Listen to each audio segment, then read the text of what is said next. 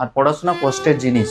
আমি বলছি কষ্টের জিনিস, কষ্ট করতে হবে। আর তুমি কষ্ট করতে রাজি বলেই তুমি ওই ড্রিমটা দেখছো, স্বপ্নটা দেখছো যে তুমি ডাক্তার হবে, তুমি ভালো মেডিকেল কলেজ যাবে, তুমি ভালো ইঞ্জিনিয়ারিং কলেজ যাবে, তুমি ভালো ইউনিভার্সিটিতে তুমি পিএইচডি করবে, তুমি বাইরে গিয়ে রিসার্চ করবে।